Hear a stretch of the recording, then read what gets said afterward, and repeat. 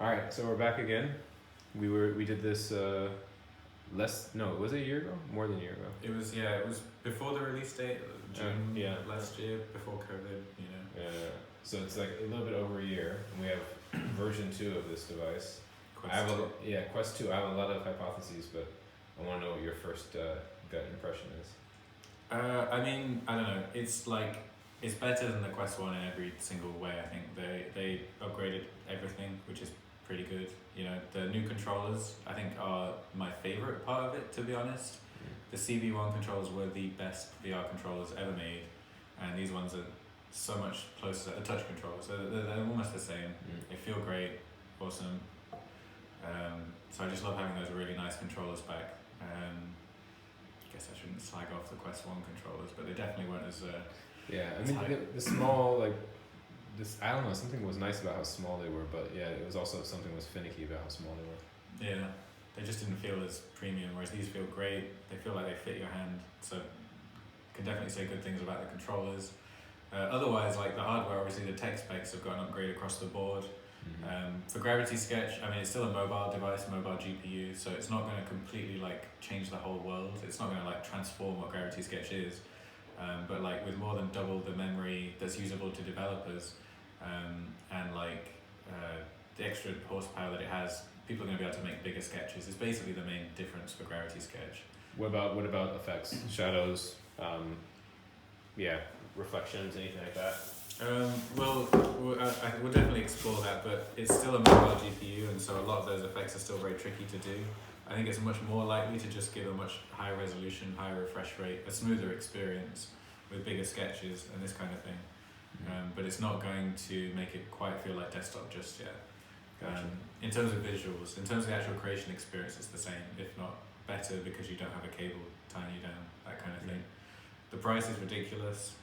I don't know how much it costs to make these things, but to offer better hardware, cheaper, less than just over a year onwards, is kind of crazy. I hope that a shitload of people buy these. It's pretty good hardware. I don't know, if anyone was ever on the fence about buying a Quest before, this is simply better in every way. Cheaper. I don't know, I've got no complaints about it at all. So, I guess the next question I have really is around what would be the benefit of plugging in the Quest to get the extra GPU from your PC. So I'm talking about Mac users and PC users now. PC users obviously going to have the opportunity to tether. Macs aren't. What are the Mac users going to miss out of this? I mean, so even Oculus was saying, if you tether this device with the Oculus Link cable, which does, it gets rid of your wireless experience.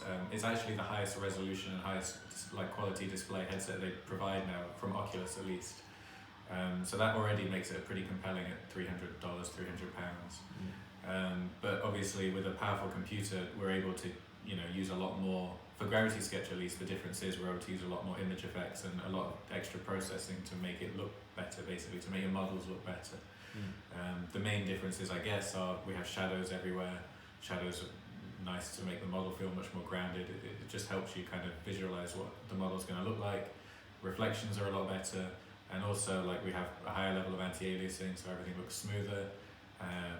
And probably you'd also get some bonus super sampling, where it renders at an even higher resolution than the headset and scales it down to look even smoother. And also we have some extra image effects depth of field on the camera, and we have ambient occlusion across the whole app, which really makes the shadows and the model pop way better. But that definitely requires a decently powerful computer, at least anything that could already run VR before. It's the same requirements as a tethered headset once you're plugging it in. So talking about tethered headset, you use the Index at home to develop. Yeah. What are going to be the main differences between using an Index and a tethered Quest 2? One of the main reasons I use the Index is because, it is an incredible headset in every way, but just because someone in the team needs to use Valve hardware, it's more of a development side thing than anything. We need to be able to make sure that we're compatible with all the VR headsets and all the VR hardware. But it is a very premium headset with super high refresh rate, very comfortable. But like, I don't know, it's still, we're at the point where the actual experience that you get is very similar realistically. Like, I guess the difference is one's inside out tracking, so it's much easier to get a Quest set up in a new room and that kind of thing. You don't need to mount sensors to the corners of your room and power them on from the wall or that kind of thing. It's just kind of plug in and go, which is nice. There are some disadvantages of inside out tracking, like if the cameras on the front of the headset can't see your controllers, then they can't be tracked. But like, it's at least in Gravity Sketch, you're not really drawing behind your head very often. It's not really a problem, and I've played enough Beat Saber on this device to know that, you know, even a pretty serious game runs, you know, really well on it. So I don't know, the actual practical differences, it might be a bit of a better resolution, display quality of the visuals, but I think the thing about VR is that you're so immersed in it that the actual graphics themselves become far less, you know, noticeable and far less of a big deal. I don't know why exactly, it's just kind of the feeling that you get when you're in there. It's so easy to forget that it's a digital game, that kind of thing. You know, no one really complained about graphics when the PlayStation 1 was the best console in the world. Everyone was floored by how incredible it was. And I think by moving to this new medium, you kind of, it's reset that expectation of how good the graphics need to be before you really get immersed. And just speaking about that, the timing of all this is a bit, it's a bit wild, right? The timing and the price. Do you have any personal opinions or thoughts on like why or how Facebook is actually doing this, like getting this out and the timing and what's actually going on, do you think, in the industry? I mean, it's definitely interesting. Like, one thing, this year is another big year for games consoles, right? I actually don't remember when the PlayStation's coming out, but I think it's a similar time to the Xbox. So like, there's a flood of new consoles entering the market this year. And I guess the Oculus Quest can only be considered to be a games console. We use it for productivity and we think it's incredible for daily work, but the biggest push from Facebook is definitely gaming and social and that kind of stuff, and that's what their company's all about, I guess. But they're pricing it lower than any of the new consoles, and you don't even need, you know, the one thing that's really cool about it is you can pick it up and you can take it to a friend's house, you know, you can travel around with it. It's more like a Switch in the way that it's more of like a portable console that can also, you know, you can stream it to a TV, you can still have that kind of living room experience, but it's also kind of portable. They must be making a play to try and, you know, pitch this as the next new console, the next big thing. I mean, it's not much different of an offering to the Quest 1 in a lot of ways. It's just cheaper, better. It's another refresh on everything. I don't know. It'd be interesting to see. It's kind of almost like how Nintendo have been playing the game for a long time. They don't bring out the most powerful hardware or the best graphics or the newest, most like modern experience, but they, I guess, build a more unique experience, whether it was like back on the Nintendo DS where you had a touchscreen, that was one of the first touchscreen consoles. The Switch is a portable console, the Wii, you had the motion controls. It's much more that in that it, rather than it being like just a graphical and iterative improvement, it's like a whole new way to play games and to have an entertainment kind of experience. But looking at the price, like, there's no way they can be making much money on it. This is literally price to sell, price to get it into people's houses, you know. They're building the ecosystem. Yeah, they want.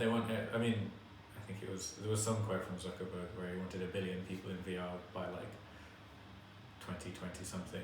I don't know the exact quote, but if they're going to keep moving like this and getting it cheaper and more powerful every year, there's no way that they're not going to kind of take over the space. And there is no competitor as well.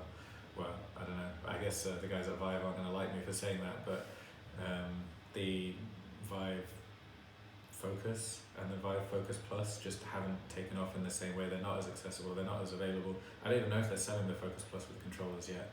There's no buzz about it. Facebook are doing a great job on marketing and advertising and making a stink about the stuff they're putting out. So it doesn't have a competitor, but they've already completely destroyed themselves as their own competition. I don't know.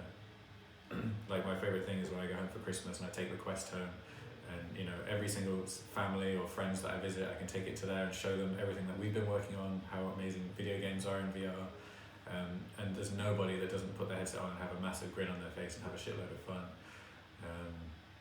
It's like, it's just such an, I think that, I don't know, it's still the biggest problem with VR is until you get the headset on someone's head, they don't understand it. But as soon as you do, it completely changes the game. And a device like Quest is probably the best one that has any chance of doing that. So, I don't know. fingers crossed, but it's like, how do you make the whole world understand how good VR is? Particularly, and like, because it is also competing against like Google's push at VR a few years ago, where they had the Google Cardboard, and like it was cheap, and it did rely on a mobile phone, but the experience was just, you know, nothing in comparison. Without having the controllers, without being able to actually be present and move your hands around in VR, by just having to sit there and watch things, it's a totally different experience to actually interacting with games, content, whatever it may be. They're also doing some cool stuff with hand tracking. It looks like you can actually start to use the interface and use it usably with hand tracking now. It's something that even since back in the Leap Motion days we thought was really cool, and it'll be really interesting to see if there's anything comes out of it that's really super valuable. But I guess it's moving towards the next step of immersive tech. There was that, well, it's not really